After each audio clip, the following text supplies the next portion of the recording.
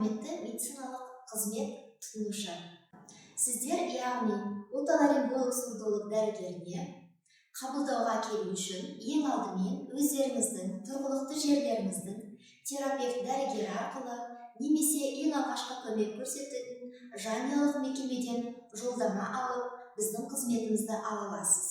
Біздің қызметіміз, яғни егер ол құлақтың, ортаңғы құлақтың, ішкі құлақтың, сыртқы құлақтың кез келген этиологиялы қабыну аурулары және созылмалы іріңді отиттер немесе есту қабілетінің төмендеген жағдайында біз көмек көрсетеміз.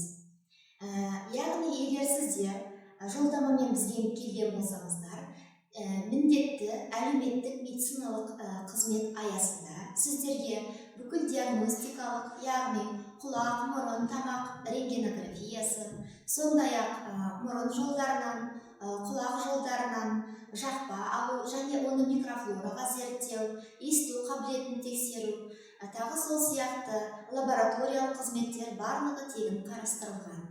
Егер құлақтың кез келген этиологиялы, жедел, іріңді емес қабыну аурулары, сондай-ақ созылмалы қабыну аурулары бар болған жағдайда, егер жасыңыз 65 жастан асқан болса, міндетті медициналық сақтандыру қызметі аясында күндізгі стационарлық және 24 сағаттық ауруханалық ем қабылдай аласыздар.